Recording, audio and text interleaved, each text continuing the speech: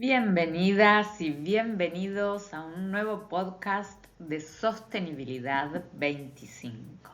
Ya llegamos al número 22. Iniciamos la unidad número 7 de 10 que son en total y el tema de hoy estaba previsto que sea emisiones, pero tenemos una invitada de lujo, Bárbara Civit, que es investigadora, es ingeniera química, nos comparte su experiencia, expertise desde Mendoza, y como el tema principal de su trabajo, y es muy importante para la sostenibilidad, es el ciclo de agua, sumamos ese tema.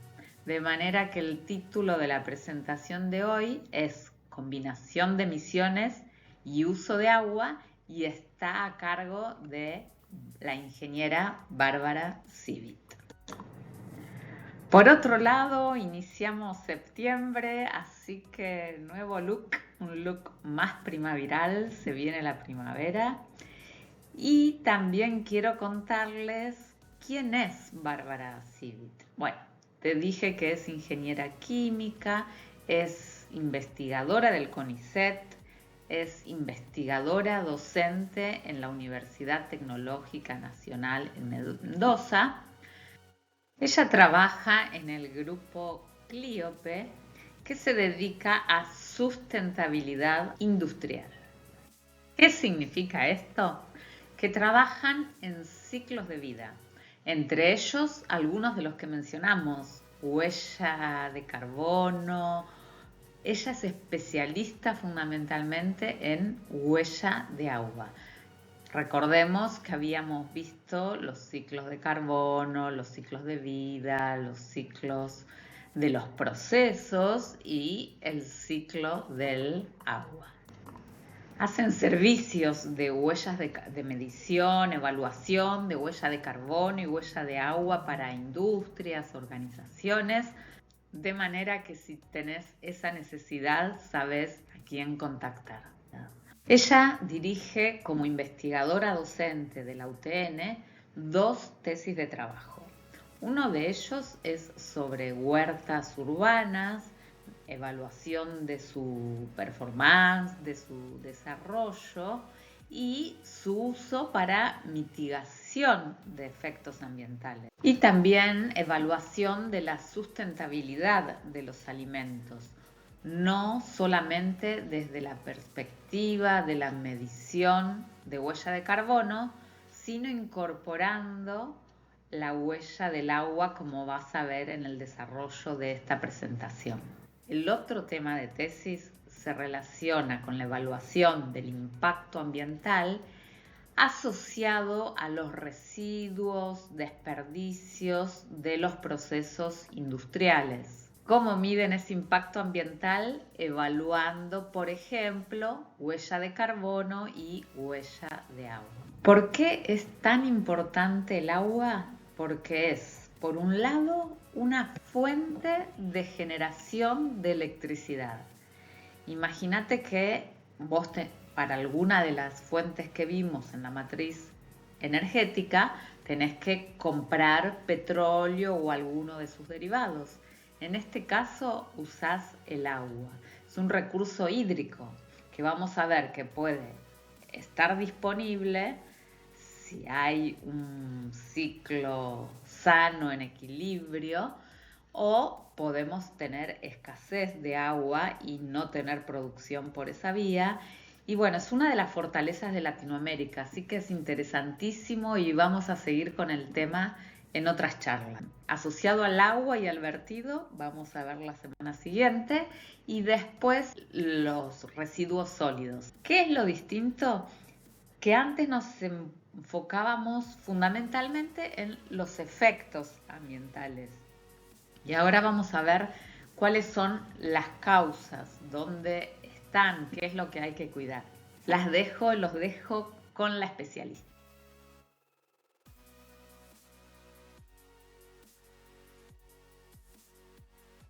Hola, buenas tardes. Vamos a tener este encuentro que combina las emisiones de gases de efecto invernadero y el uso de agua.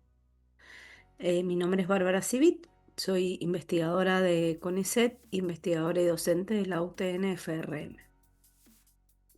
La presentación o este encuentro está organizado con 3 ítems principales. Uno es sobre las emisiones de gases de efecto invernadero en los distintos sectores, para tener una continuidad con el módulo anterior. Después vamos a ver la relación que hay con el uso del agua y finalmente las reducciones que se pueden hacer tanto en emisiones como en uso de agua. Fíjense, en esta primera figura que tenemos aquí, vemos en la línea roja un aumento de la temperatura media global del planeta respecto de la era preindustrial. ¿Cómo se ha llegado hasta el 2025 el aumento de la temperatura? También sabemos que este incremento en la temperatura ha sido una eh, punto muy importante dentro de lo que es las organización de las distintas industrias en los países, y se ha firmado, o los países que firmaron el Acuerdo de París se comprometen a reducir sus emisiones para que este aumento de la temperatura no supere el 1,5 grados Celsius. No debería ocurrir esto hasta, o sea, este objetivo está planteado para el año 2050. Lo que tenemos que analizar también es que este aumento de la temperatura tiene relación, o se le ha encontrado una relación con el incremento en las emisiones de gases de efecto invernadero en la atmósfera.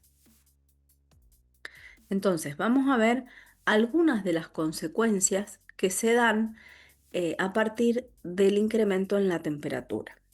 Algunas de estas consecuencias son observables y nosotros podemos ver que los glaciares han retrocedido, hay un retroceso en los glaciares, derretimiento de algunas zonas de hielos permanentes y de casquetes polares, por ejemplo. Y esto es muy importante porque sabemos que las mayores reservas de agua dulce de nuestro planeta se encuentran en glaciares y en permafrost.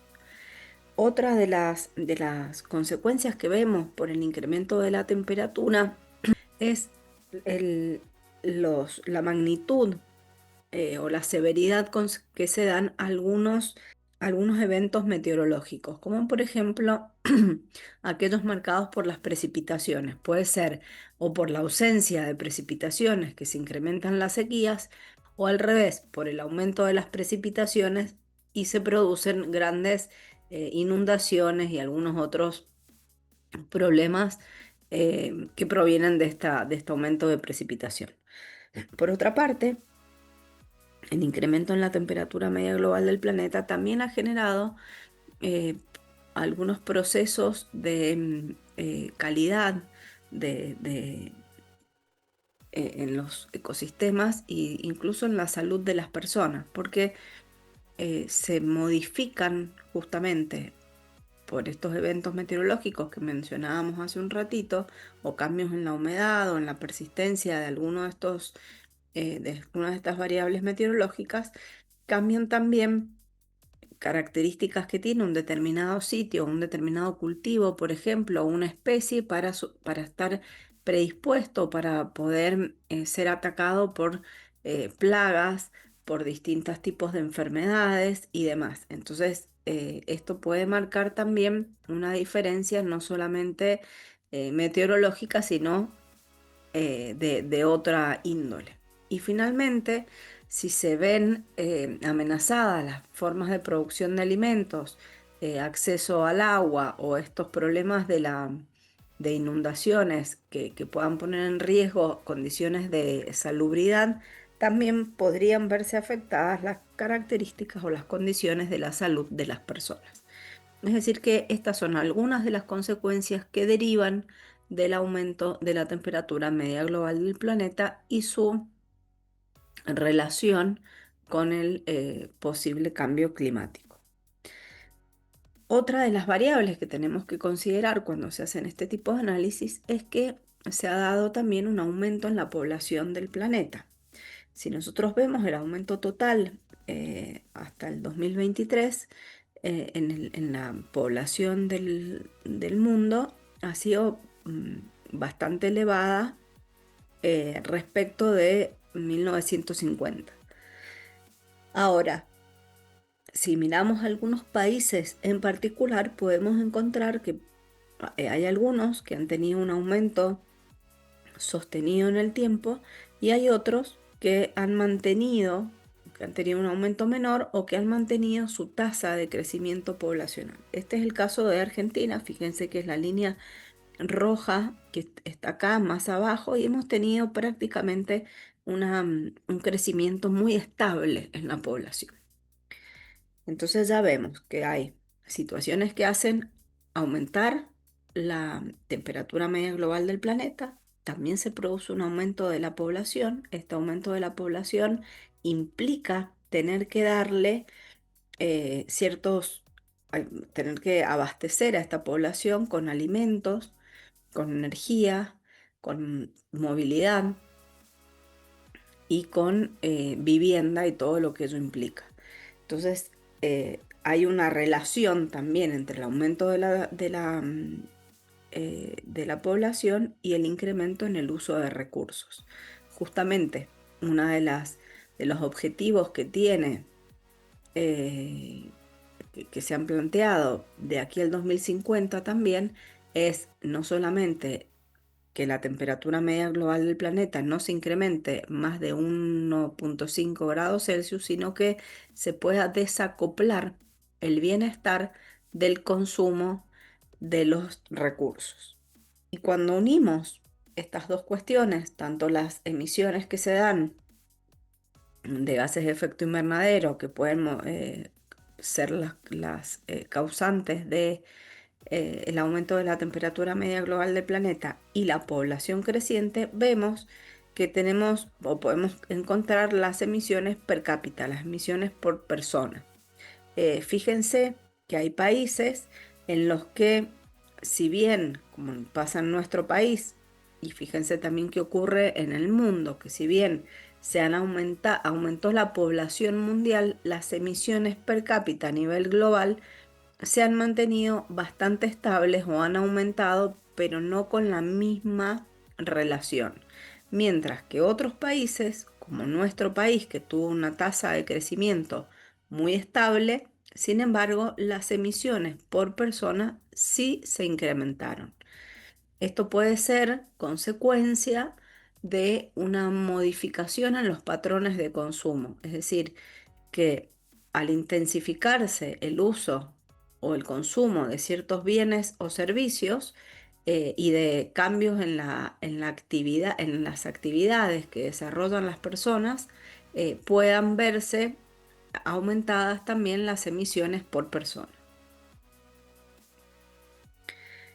Entonces, para el 2050 decíamos que se busca tener una economía descarbonizada, es decir, poder mover ese dial de emisiones de gases de efecto invernadero y reducir las emisiones y sobre todo la economía que no sea tan intensa en emisiones de gases de efecto invernadero.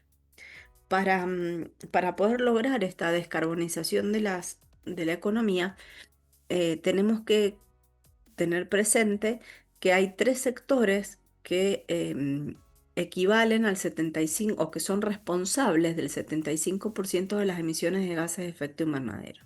Estos tres sectores son la generación de energía, la industria y la movilidad. Entonces, si nosotros podemos reducir las emisiones fundamentalmente en estos tres sectores, podríamos tener un éxito mayor en la descarbonización de la economía. Cuando nosotros analizamos ahora las emisiones por sector, fíjense que vemos otra vez un incremento tanto en la industria como en la electricidad y en el transporte, que son los responsables de aproximadamente el 75% de todas las emisiones. y en el último tiempo se ha producido una disminución porque hay acciones que se están llevando adelante en estos tres sectores para reducir las emisiones. Em, pero hay otros sectores que también tienen, y esto es muy característico para algunos países, como sobre todo los países de Latinoamérica y especialmente nuestro país, que tienen una base agrícola y ganadera bastante fuerte, que producen alimentos como una de sus principales actividades económicas, y vemos que estos sectores, tanto el de la agricultura, la ganadería y, bueno, en este caso el tratamiento de residuos, y otro sector que es el de la construcción, que si bien se ha mantenido estable, no ha mostrado una marcada reducción en las emisiones sectoriales, son dos sectores que también hay que analizar.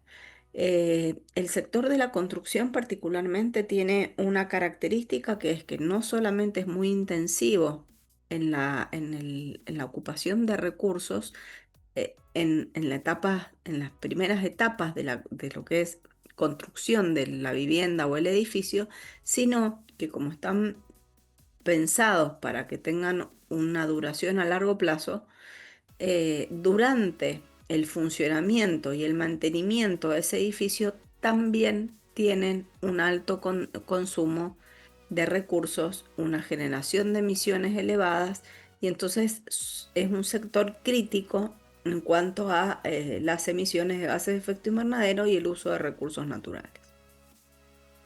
Y en el caso de la agricultura, se vuelve crítico no solamente por las emisiones de gases de efecto invernadero, sino también por el uso de otros recursos, suelo, agua y demás, combustibles, en muchos casos combustibles fósiles.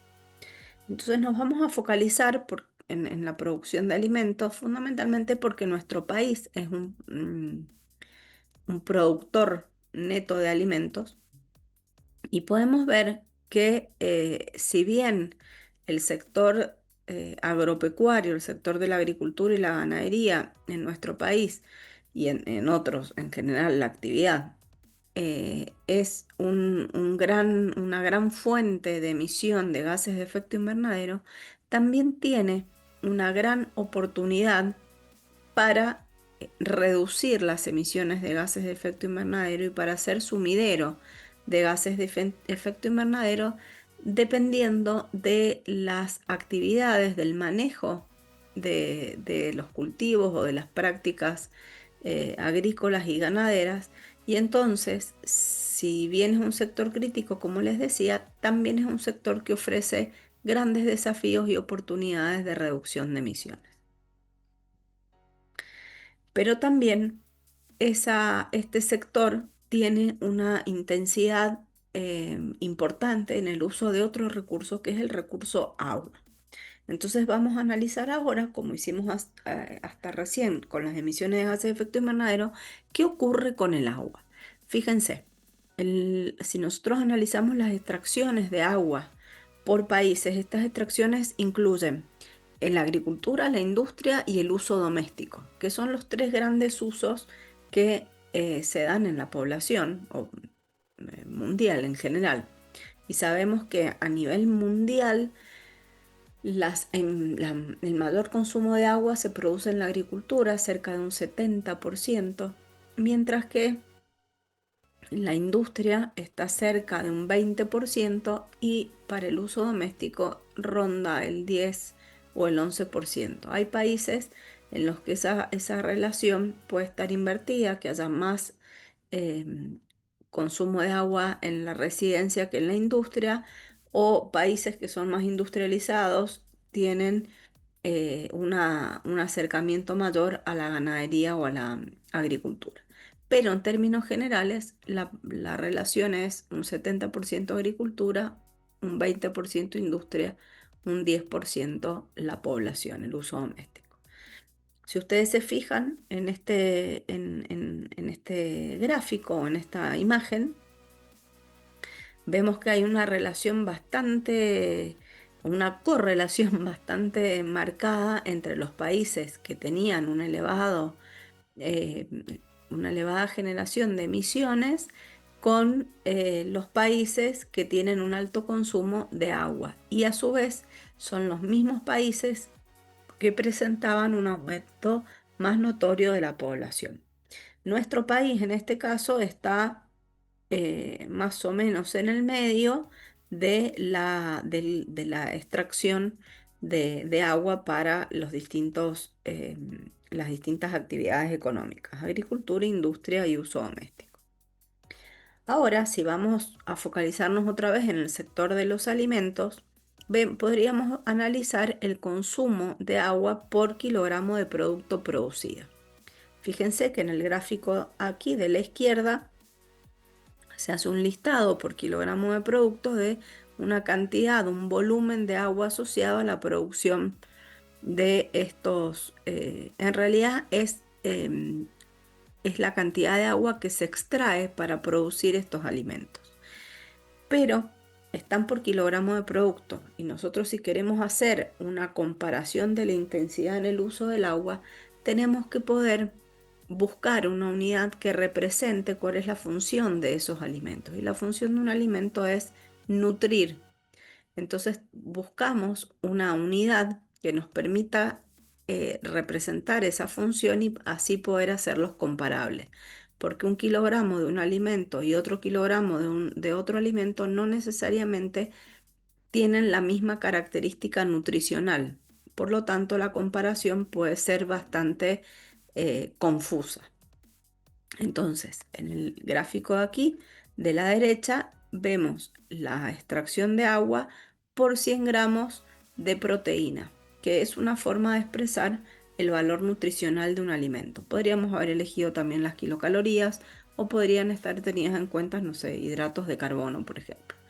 En este caso, se ha expresado en gramos, cada 100 gramos de proteína. Y entonces, de esa manera, podemos analizar ahora eh, el potencial que tiene cada uno de los alimentos para generar o para aportar proteínas y el consumo de agua o la extracción de agua que se requieren para esa porción nutricional. Esto es muy importante cuando queremos tomar decisiones en cuanto a el consumo de un recurso como el agua en este caso.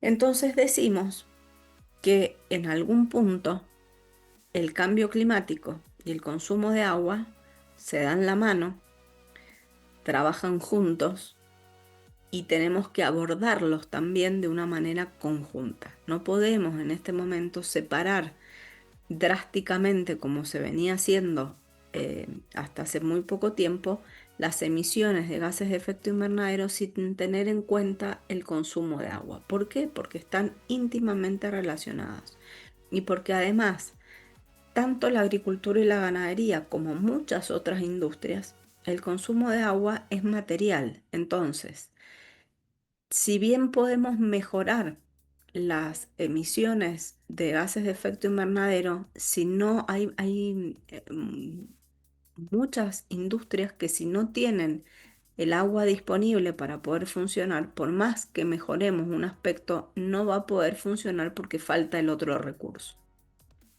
Por lo tanto, es necesario, a partir del conocimiento que hay, tanto en manejo de emisiones como en la gestión del recurso hídrico, abordarlos de manera conjunta.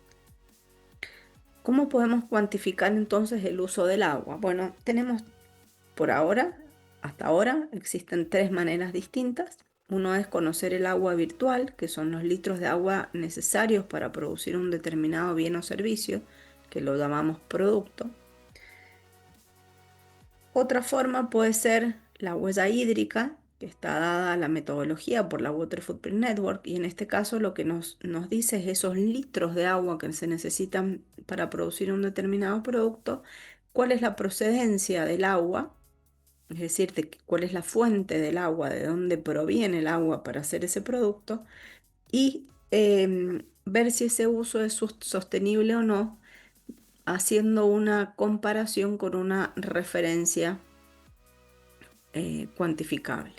Entonces, de esta manera podemos tener asociado a un producto un determinado volumen al que le conocemos la fuente o la procedencia y podemos después evaluar respecto de una referencia en